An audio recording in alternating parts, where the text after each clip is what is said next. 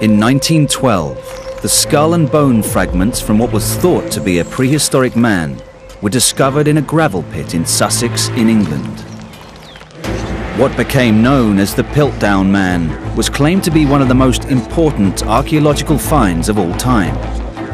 But was it genuine? Or was it a carefully engineered hoax? The Piltdown Man skull discovery was a huge hoax, and it had enormous ramifications for the world of anthropology, science, our understanding of mankind for almost half a century. At the time it was first revealed, it fitted pretty much exactly what scientists were looking for. The idea that early humans would have a really developed brain and an ape-like face. As far as they were concerned, this was ideal. I mean, bonus that it was discovered in Britain. Other reasons that this may have gained sort of the credibility that it did so quickly is because Britain needed a win. You know, you can still say, whatever's happened, look at what our little island produced. We found right here the exact missing link that Darwin was talking about. There were a number of people conspiring to nudge Britain along. Perhaps they had a meeting and they went, look, this is probably a pretty good idea, chaps. And off they went. There was certainly a willingness just to give this momentum, give it spin and keep it going. Whether we're talking about something like the Hitler diaries in history, or we're talking about the Piltdown skull in science, or any other realm of human activity, truth matters.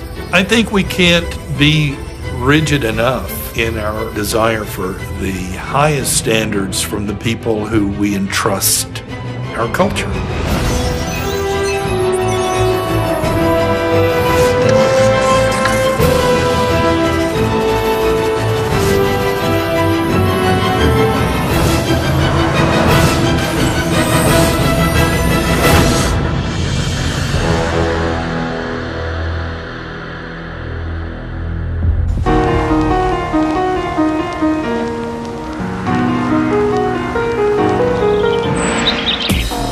Local solicitor and respected amateur archaeologist Charles Dawson was first brought bone fragments in 1908 by workmen at the Piltdown gravel pit in East Sussex. Dawson contacted his friend Woodward Smith, keeper of the geological department at the British Museum, now known as the Natural History Museum, to inform him of the discoveries. Dawson claimed that the find happened when he was simply walking along one day and he came past some workmen excavating a pathway or some roadway. And he said to them, could you let me know if you find anything interesting, you know, when you're digging? Because I think this area could be potentially, judging by the way that the earth looks and the layers look, there could be something interesting in there. So do let me know whether you ever find anything of any interest. This is what he claims happened. What he then says he's presented with, slightly later date, is a skull fragment, which he finds terrifically exciting. But the key is then the piece of jaw fragment that he also subsequently discovers in this area, which he then links together with the skull fragment to suggest the missing link. Charles Dawson was a really interesting person in that he had this sort of very almost boring persona. He was a small town lawyer and landowner, very, benign, boring 9-to-5 job. But he wanted to be something bigger, something more exciting. He actually wanted to be a world-renowned archaeologist. He dabbled in archaeology, but it certainly wasn't something that he was, well known for. He hadn't studied it as extensively as other, his contemporaries. And we now know that it wasn't just this finding of the missing link that he was reported to have faked. He'd actually done several of these things leading up to it.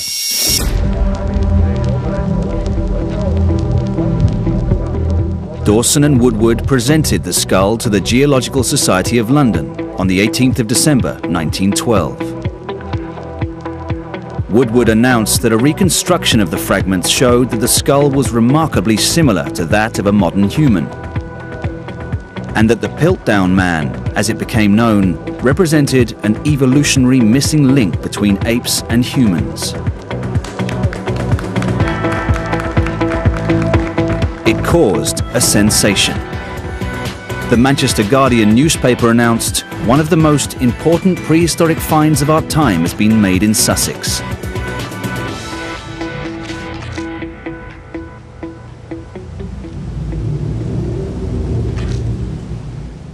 Dr. Miles Russell is a senior lecturer in archaeology at Bournemouth University. Piltdown Man was the most explosive find at the time it was made because it was the fossil it was the missing link. It proved that humans had evolved from apes, and it showed that the earliest human had a very large, intelligent brain. So as far as it goes, it was a major discovery. But of course, the critical thing was it was found in the home counties of England. So from that point of view, it proved that English archaeology was better than anywhere else in the world, and it also proved that humanity began here in the home counties. One of the reasons why these two fragments are believed to be the missing link is partly because Dawson is a credible collector in the eyes of many academics in London, including Woodward Smith, who looks at it and says, yeah, I believe it. He believes it to such an extent that people today still might think that Woodward Smith was in on the hoax. I think one of the reasons people didn't question this too much was that the idea of Piltdown played very much into British vanity. They liked the idea that the earliest human would have been British, and it was this earliest human with a big brain. This was the height of the British Empire, so the idea that the first human was British, that mankind had evolved in Great Britain, very much played to national pride. Dr. Miles Russell has studied and investigated the Piltdown skull hoax for more than 20 years. He agreed to take us to Charles Dawson's office. Well, we're in the middle of Uckfield now here. This is Dawson & Hart Solicitors. This is the firm that Charles Dawson co-founded in the early 20th century. And I'm told there's one aspect of the Piltdown discovery still on display in here.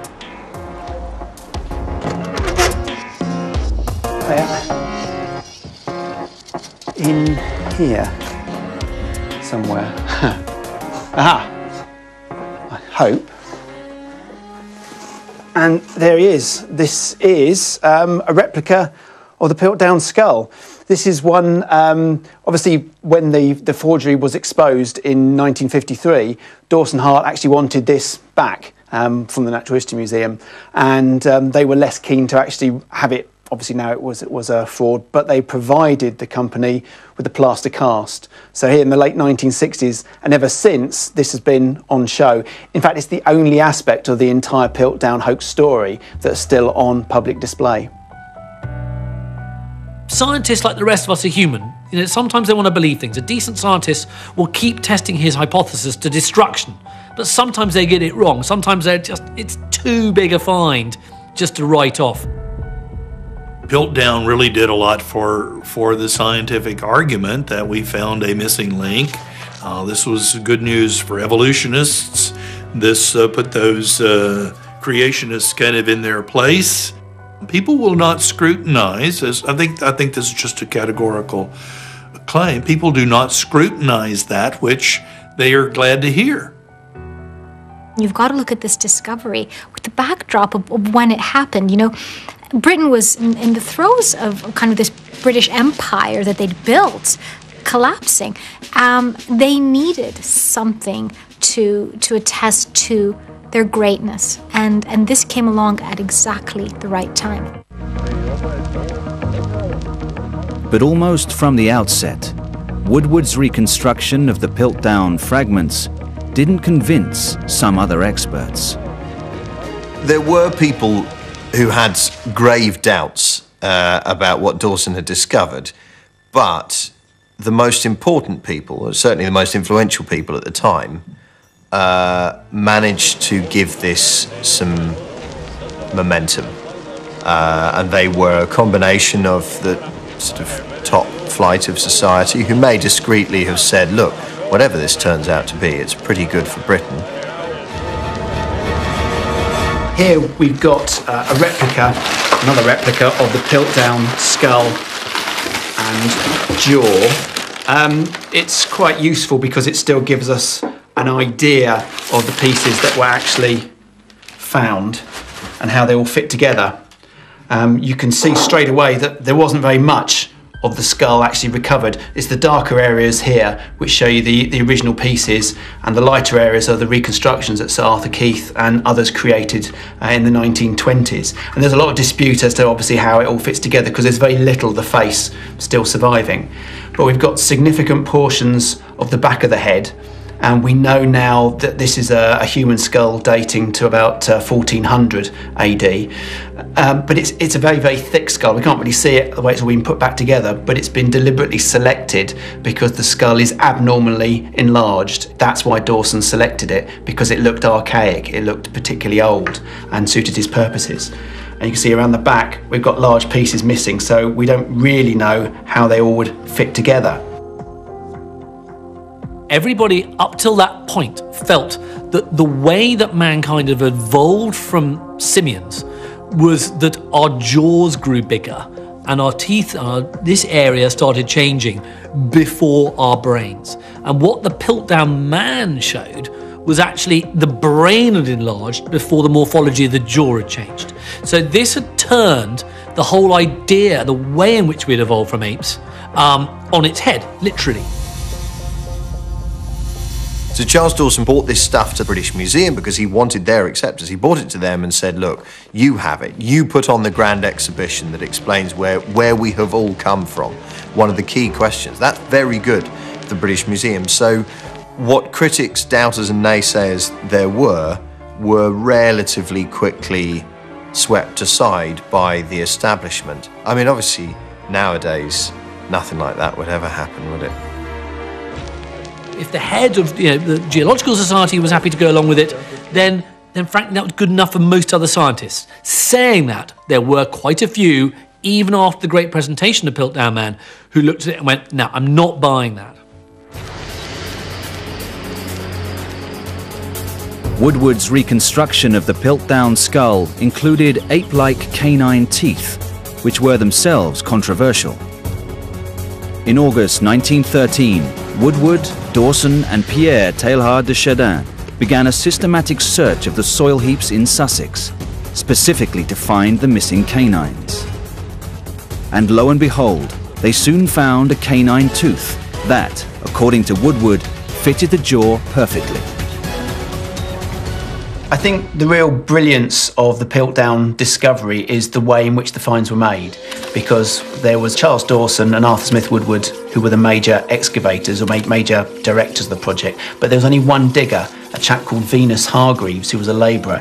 He did all the digging, he piled all the soil up into spoil heaps, which were then sieved. So at no stage was it ever needed to put an artefact in the ground. Nothing was ever found in context, it was found in the spoil heap. So it's very easy, especially if you're Charles Dawson, you're living and working very close to the site, to sort of sort the mine, to put artefacts into the spoil heap where other people can find them. You don't have to go through a careful procedure of placing them in the ground, making them look convincing. They've just been dug up, they're loose finds, and that means anyone can find them, but it also means everyone's got access to the spoil heaps. It's a great way of covering your tracks and making the hoax look genuine. Woodward expected the find to put an end to any dispute over his reconstruction of the skull. However, Professor Arthur Keith from the Royal College of Surgeons attacked the latest discovery. He pointed out that human molars allow side-to-side movement when chewing. And yet, the canine tooth in the Piltdown jaw prevented side-to-side movement. The interesting thing is that we now know this is an orangutan's jaw. So it's an ape jaw that's been doctored and stained. But the critical thing there is that the bit that joins the jaw to the skull has been deliberately broken away. So we cannot see how the two fits together. And that what made a number of people at the time suggest that this were two separate individuals, a human and an orangutan, that somehow have become connected. But when you place the two together, the length of the jaw pushes the whole face out. It gives it that very ape-like appearance. And that fitted the Victorian idea of intelligence, large brain case, very ape-like face. And we know obviously now that Piltdown Man has got those features in reverse. It's the face that changes first, then the skull case. The timing was excellent. Like every decent hoax, there has to be an appetite for the thing that you're hoaxing. And in this case, it was 1912, 50 years after the publication of The Origin of Species, and Britain is massively important but hasn't necessarily achieved anything vast for a while. And suddenly Dawson shows up and says, as luck would have it, Great Britain, we've discovered this, so the rest of you stand down, we've got it. We've now got this, and it was a mile away from my house. So the appetite for it was already there, which probably explains why fairly quickly nobody went, but that's a jaw from an orangutan and the teeth from a chimp and a skull from a bloke. What forensic analysis was available in 1912, for them to be able to, disprove? Well, I think what's really key, as we'll see, is that actually, parts of the jaw were just painted. And I think it wouldn't have taken much effort to discover that. You would have noticed if you had drilled into the teeth on the jaw, if you'd done it properly, you'd have noticed that discoloration was literally just a film of discoloration, and what was below it was pure white. And you might have noticed, had you looked more clearly, that the teeth had been filed down.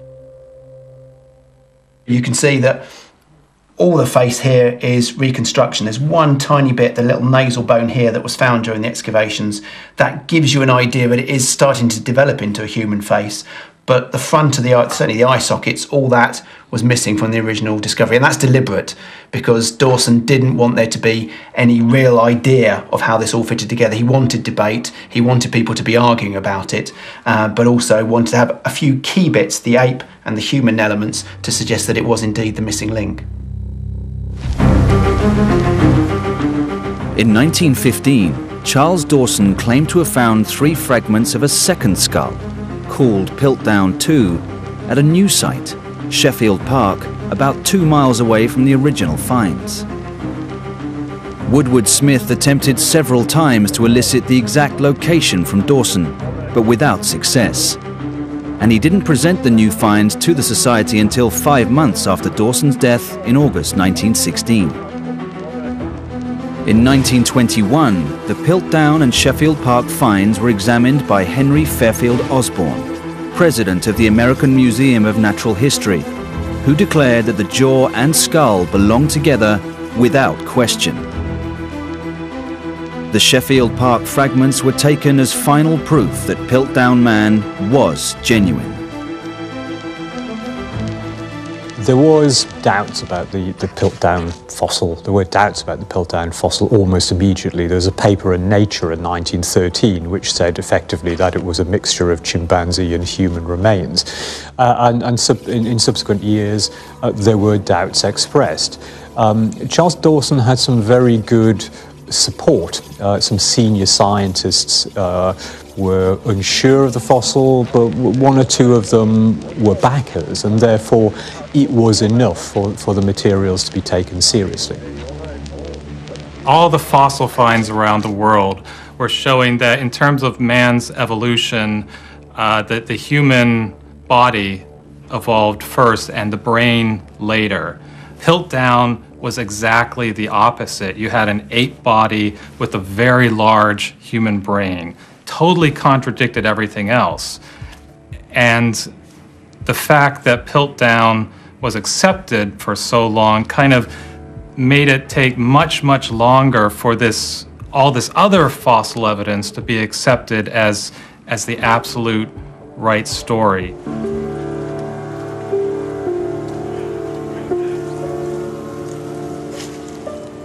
There was a lot of opposition really to Dawson's discovery when it was first made. He hadn't made a lot of friends in Sussex. He'd alienated the Sussex Archaeological Society. There were a number of people who really called him the Wizard of Sussex on the basis that he had so many amazing discoveries, far more than anyone should be expected to have. So within his own antiquarian circles, there were a number of people who doubted that Piltdown was real. He got round that extremely well by making friends elsewhere, certainly with the Natural History Museum and with other sort of circles, other scientific circles. Piltdown is what they wanted, therefore they latched onto him and supported his excavations and his work.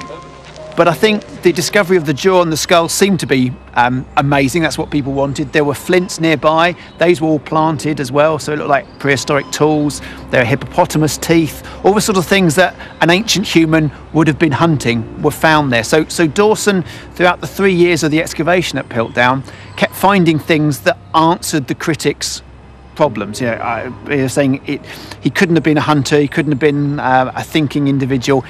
All these finds were made that answered their queries. While the Natural History Museum was very excited about the find, the academic world certainly was not. As early as 1913, David Waterston of King's College London published in the Nature Journal his conclusion that Piltdown Man was in fact an ape mandible attached to a human skull. It fitted the theories of the time, but by the 1930s, it was looking that Piltdown was out of touch. It was scientists were getting more and more embarrassed by it because other skull fragments didn't fit that. They had a more human-like face and an ape-like skull, and people didn't know where to place Piltdown. So in scientific circles, it was becoming more and more apparent that it didn't fit. It was just in the wider world, the public loved the idea of Piltdown Man as the first human, and the media was certainly extremely attached to it, but scientists were distancing themselves from it more and more. And so in a way, the discovery in the 1950s that it was a hoax, for them, it was a relief. From the outset, many experts were skeptical about the Piltdown find. But it wasn't until 40 years later that Joseph Weiner, Kenneth Page Oakley, and Professor LaGrosse Clark carried out more tests that revealed once and for all that the skull was a hoax. On the 21st of November 1953, the British Museum published the scientists' findings in a journal which confirmed the hoax to the world.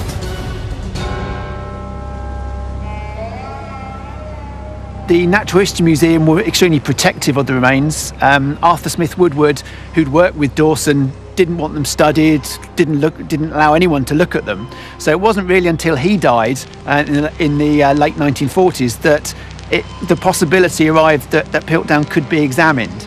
And in the early 1950s, a whole new series of tests were available to science, which weren't in 1912 when the finds were first made. So radiocarbon dating was the first real sort of major breakthrough. It was discovered the skull itself was medieval. The jaw that belonged to an orangutan was only a couple of hundred years old, so they were indeed two separate individuals. Close examination of the teeth showed that the very human-like wear patterns on them had actually been created by filing them down. Somebody had artificially abraded the teeth to create these wear patterns. It's a really obvious fraud. It's very basic, but because no one had been able to look at the jaw in detail, no one had noticed, no one had really understood that it was wholly artificial. All the bones and the flint work had been stained to make it look as if it had come from the gravels. One or two individuals had artefacts had also been painted. So all these things suddenly appeared once the assemblage could be looked at in detail. But it was really the fact that it had been held onto in a museum archive as this holy grail of British archaeology that had meant that no one had been able to study it, and these obvious aspects of the fraud had lain undiscovered. The news that Piltdown Man was a hoax was received, I think, with a lack of surprise amongst the academic community, because a lot of people, 40 years on from the discovery, were working out that Piltdown Man literally didn't fit in to all the other people who were meant to be walking around the planet at that time. It made a lot of evolutionists go, phew, actually our theories are right, Piltdown Man is a nonsense, and in fact we know that human beings did evolve in the way we now know.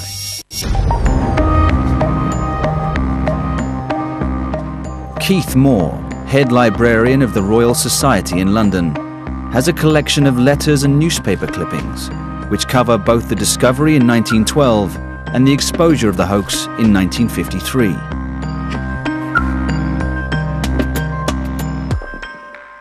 Well, we have a spread of material from the post-Piltdown period, including this, which is a letter from 1937, in which James Reed Meyer is writing to Sir Arthur Woodward, just expressing mild reservations about the ongoing excavations at Piltdown. He says, "It is remarkable that having yielded such important specimens, the site now seems so barren, but there are many parallel cases." So after the death of Charles Dawson, there had been doubts expressed about Piltdown, and there's clearly a question mark going on there. I think after the Piltdown fakes were unmasked, there was a rather unholy beauty parade of people whom the press lined up as potential forgers. This is one here, so professor is named as the Piltdown hoaxer. So this is William Solas, who was a professor of geology.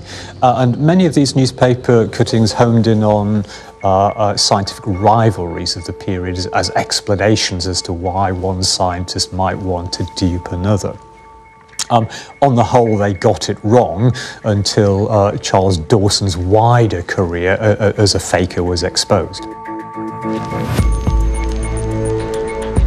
The true identity of the Piltdown man hoaxer remained a mystery.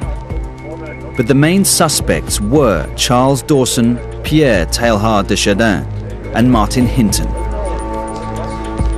The Hastings Museum and Art Gallery has a Charles Dawson collection and replica Piltdown skull within its archives.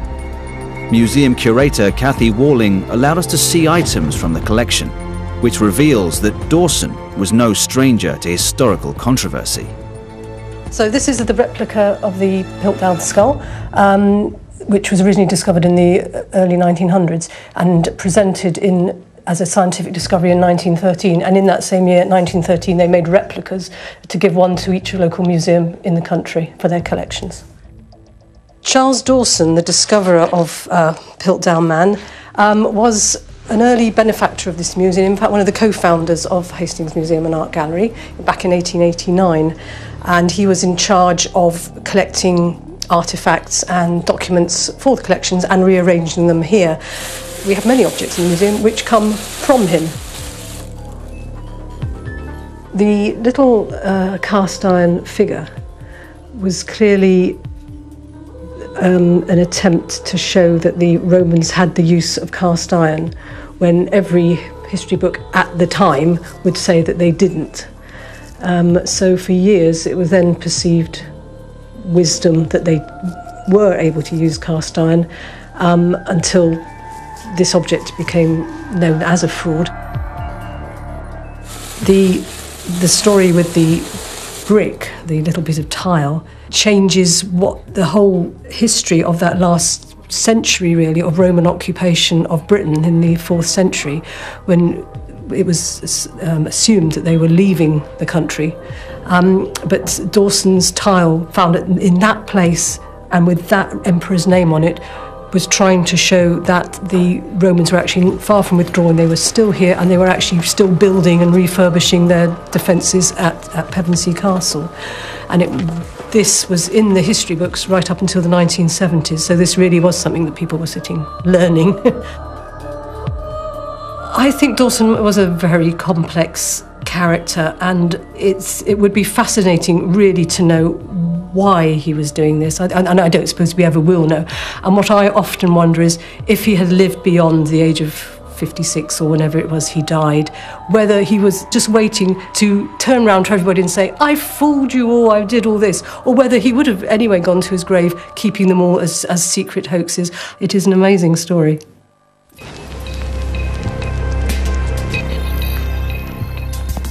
So, the weight of evidence about hoaxes perpetrated by Charles Dawson in the years leading up to the Piltdown discovery certainly made him the prime suspect as the mastermind behind the entire fraud. Charles Dawson was immediately the first suspect, and the obvious suspect, because he was the guy there. He found the majority of the stuff. He was constantly at the dig. If anybody had an opportunity to do it, it would have been him. So yeah, he was definitely the first person people looked into. At the time, though, he was kind of flagged as the obvious suspect, but there wasn't a full investigation of his background. It took really decades for people to, because the interest in Piltdown continued, people actually took the time to go back and pick through every single one of Dawson's finds over his career. And the more people looked, the more they realized this guy was, from the start, up to something. Archaeologist Miles Russell of Bournemouth University has analysed Dawson's antiquarian collection and has concluded that at least 38 of his specimens were fakes. Among these were the teeth of a reptile-mammal hybrid, Plagiolax dawsoni, discovered in 1891, which had been filed down in the same way that the teeth of the Piltdown man would be some 20 years later.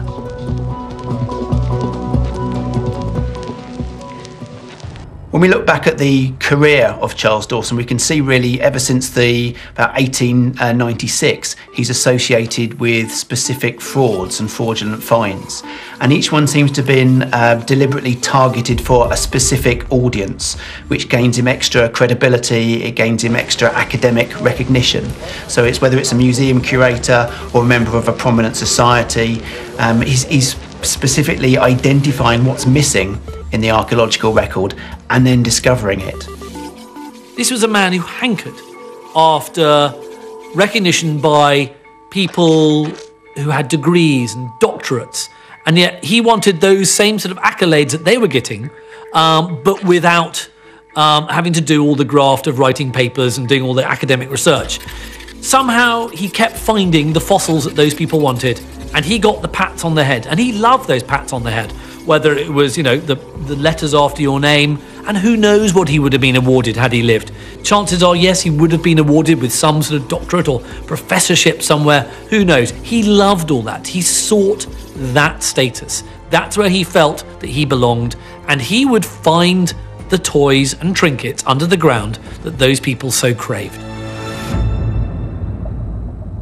Unlike a lot of other hoaxes, where eventually some money is made, sometimes immediately, if you look at Loch Ness, for example, there's a whole industry exists around Loch Ness. If you look at the sale of the Hitler diaries, stuff like that, there's a lot of money to be made. Dawson didn't make any money, but he was already a well-to-do chap. He already had some money. In fact, he probably spent money making this happen because what he was after was recognition. He didn't get a penny for this, but I don't think he wanted the money. I think this guy clearly had money. What he wanted was standing in the community that he valued, in the community of archaeology, and that's exactly what he got. He was made a fellow of the Royal Geological Society and won several awards attesting to the fact that this man had done something brilliant, not just for his country, but for this discipline where perhaps he saw himself as being a champion for. The Victorians were scientifically open-minded. Such was their burning desire for progress, innovation, and discovery in all walks of life. The Horny Man Museum in South London houses another curiosity from around the same time as the Piltdown Man appearance. It's called a merman, and was claimed to be the mummified body of a fish-monkey hybrid, which was found in Japan in the 19th century. Keeper of Natural History Joe Hatton agreed to show it to us. Here we have the Horniman merman, or Japanese mermaid as they were sometimes called. They were imported into Britain from parts of Asia, mainly Japan, where they were originally made. The first time that the public were able to see a Fiji mermaid was popularised by showman P.T. Barnum in the United States, who had acquired one of these specimens and he displayed it in his sideshow, and the public just flocked to see it. They really did think that it was a mummified mermaid of some kind, and it really popularised this idea that mermaids were real. Missing links and transitional creatures, and this was part of the interest in evolution that actually predated Charles Darwin. For many centuries, people had been collecting these transitional, strange creatures. You can go back into the Middle Ages, and you had cabinets of curiosities where rich people would collect these bizarre creatures, which were known as lusus naturae, jokes of nature, where they were seen as things that you couldn't categorize. And perhaps the idea was that nature was playing jokes, purposely putting these odd, creatures that combined elements of other creatures together just to confound man's effort to properly categorize nature. Mermen were quite quickly seen by people who had knowledge of animals and who were more scientifically inclined. They looked at the merman and soon realised that it was probably two organisms that were joined together. It just didn't look right. So they started to examine what they looked like. They called them Japanese monkey fish, so that they had the tail and body of a fish and the head of a monkey. As it turns out, most of these mermaids, as we've recently found out, really have no monkey component in them at all. They're all pretty much fake. They're mainly made from wood components and wires and papier-mâché and clay to make the body shape. In the case of our mermen here, they use fisher's jaws for the teeth that are fixed in there as well. And then fish skin and scales and the fins are all made out of a type of species of carp. In 1912, we were emerging from a century in which fantastical finds were often believed by a very credulous and scientifically ignorant public. There were freak shows going around with fossils of mermen. There was Dodgson photographing fairies in his garden, which was widely believed. We didn't know the world 150 years ago in the Victorian period as well as we know it today. So if we're willing to believe in mermen and fairies, then actually believing in a hominid that linked apes to modern mankind, that wasn't so outlandish. The Piltdown Man hoax succeeded so well because, at the time, the scientific establishment believed that it provided unique proof of a link between apes and humans. It satisfied European expectations that evidence of the earliest humans would be found in Eurasia, while the British wanted a find of their own to set against fossil hominids discovered elsewhere in Europe, including France and Germany. But the Piltdown Man hoax had a detrimental effect on early research into human evolution. Most of all, it led scientists down a blind alley, in the belief that it proved the human brain had expanded in size before the jaw adapted to new types of food.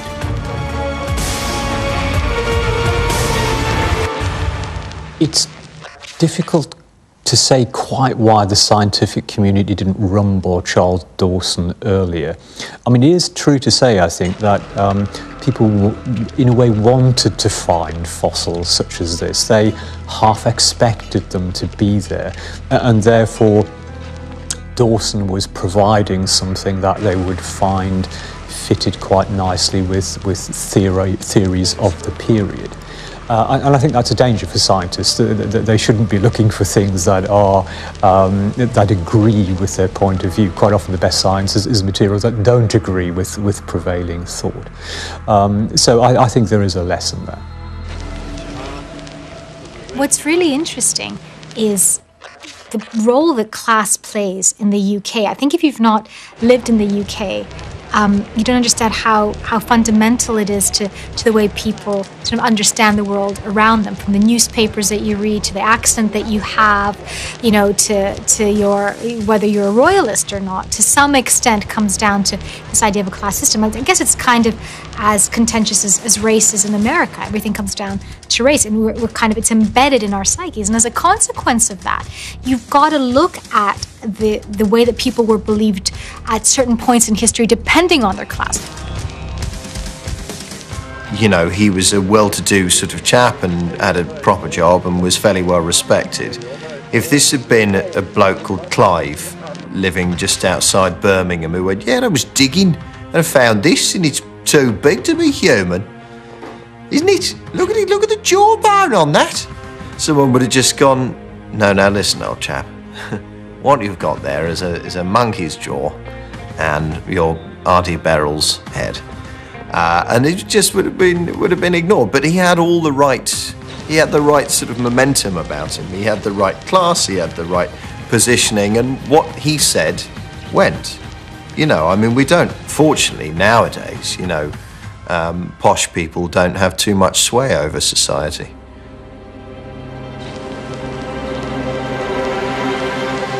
There's no question that if you pollute the standards of science or history with falsehoods, if you put into what should be sort of the canonical body of truth of science or history or what have you, if you put in bogus pieces into that, you create havoc.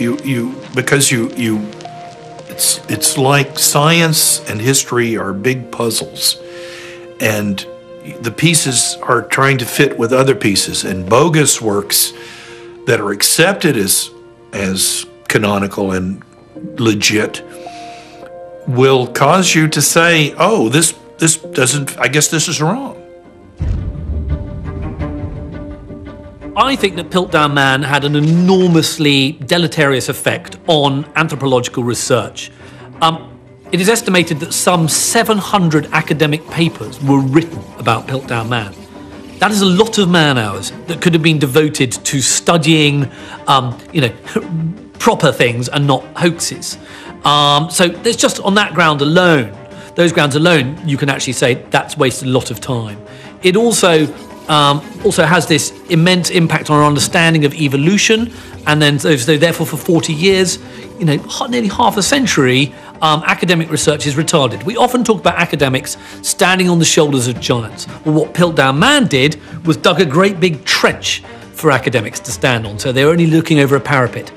Had Piltdown Man not been then, I think the curve of learning and discovery would have been a lot steeper than it actually was. So in the end, what many believe to be one of the most important evolutionary discoveries in human history turned out to be an artful hoax. Carried out by a man once thought of as the greatest amateur archaeologist of his time, but who was eventually exposed as nothing more than a serial fraudster. Charles Dawson died aged 52 in 1916. He was very much at the height of his powers then. He was still making discoveries. On his death certificate, it says that he died of blood poisoning, but we know it wasn't a sudden demise. It was very drawn out through much of the 1916 until the end of August when he finally died.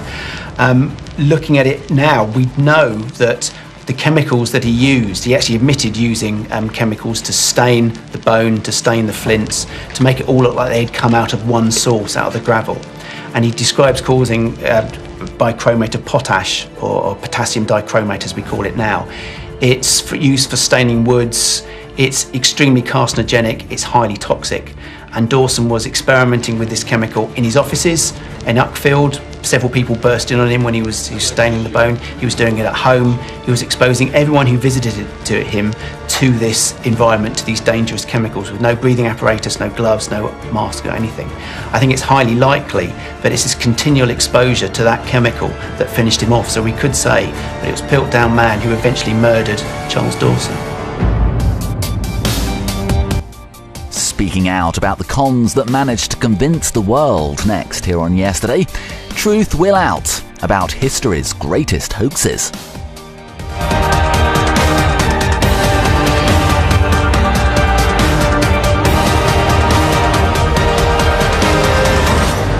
conspiring to nudge Britain along. Perhaps they had a meeting and they went, look, this is probably a pretty good idea, chaps. And off they went. There was certainly a willingness just to give this momentum, give it spin and keep it going. Whether we're talking about something like the Hitler diaries in history, or we're talking about the Piltdown skull in science, or any other realm of human activity, truth matters. I think we can't be rigid enough in our desire for the highest standards from the people who we entrust our culture.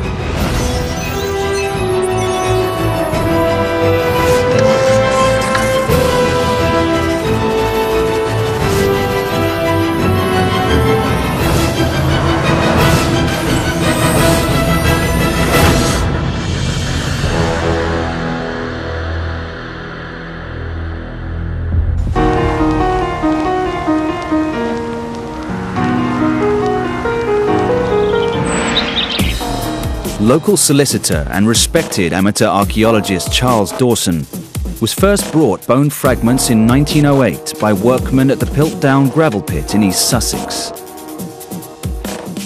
Dawson contacted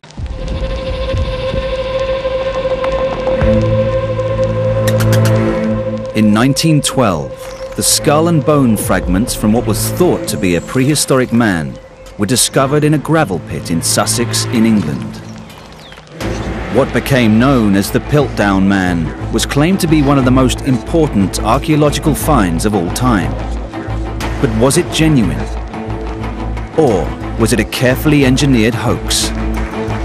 The Piltdown Man skull discovery was a huge hoax, and it had enormous ramifications for the world of anthropology, science, our understanding of mankind for almost half a century.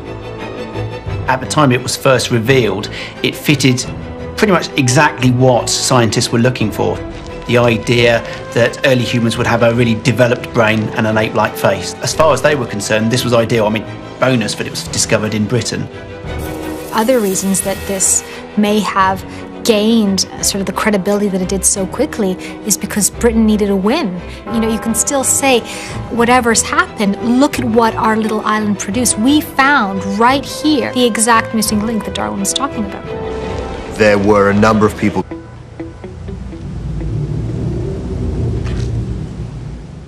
Dr. Miles Russell is a senior lecturer in archaeology at Bournemouth University.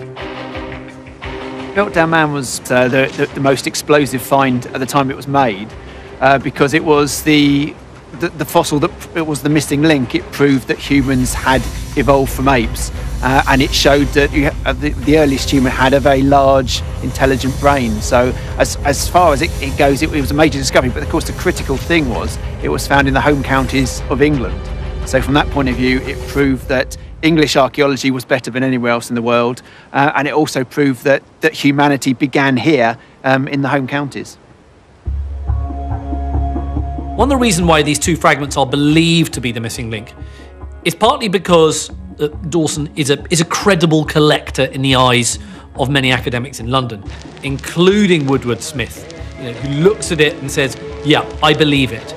He believes it to such an extent that people today still might think that Woodward Smith was in on the hoax. I think one of the reasons people didn't question this too much was that the idea of Piltdown played very much into His friend Woodward Smith, keeper of the geological department at the British Museum, now known as the Natural History Museum, to inform him of the discoveries. Dawson claimed that the find happened when he was simply walking along one day and he came past some workmen excavating a pathway or some roadway. And he said to them, could you let me know if you find anything interesting, when you're digging? Because I think this area could be potentially, judging by the way that the earth looks and the layers look, there could be something interesting in there. So do let me know whether you ever find anything of any interest. This is what he claims happened. What he then says he's presented with, a slightly later date, is a skull fragment, which he finds terrifically exciting. But the key is then the piece of jaw fragment that he also subsequently discovers in this area. which he then links together with the skull fragment to suggest the missing link. Charles Dawson was a really interesting person in that he had this sort of very almost boring persona. He was a small town lawyer and landowner, very, benign, boring 9-to-5 job. But he wanted to be something bigger, something more exciting. He actually wanted to be a world-renowned archaeologist. He dabbled in archaeology, but it certainly wasn't something that he was, well known for. He hadn't studied it as extensively as other, his contemporaries. And we now know that it wasn't just this finding of the missing link that he was reported to have faked. He'd actually done several of these things leading up to it.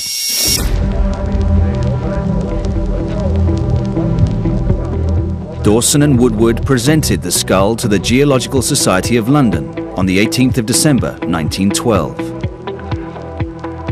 Woodward announced that a reconstruction of the fragments showed that the skull was remarkably similar to that of a modern human, and that the Piltdown man, as it became known, represented an evolutionary missing link between apes and humans. It caused a sensation. The Manchester Guardian newspaper announced, "One of the most important prehistoric finds of our time has been made in Sussex."